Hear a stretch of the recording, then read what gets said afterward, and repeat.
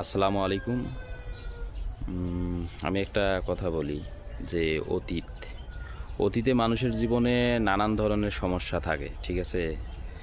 তো এই সমস্ত সমস্যা যদি আপনি ভবিষ্যৎ জীবনে অর্থাৎ আপনার সামনে নিয়ে এসে চিন্তা করে নিজের জীবন মানে জীবনের ব্যাঘাত ঘটান, এটা কিন্তু আসলে ঠিক না, ঠিক আছে?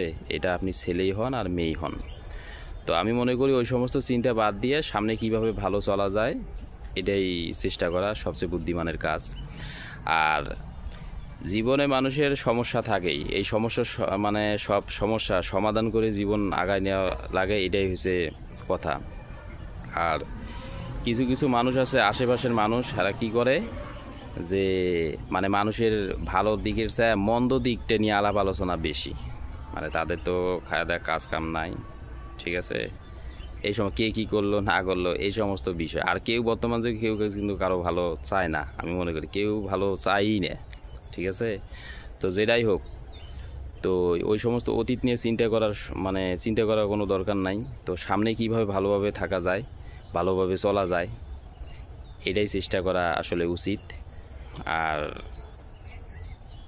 আর কি এটাই আর কি।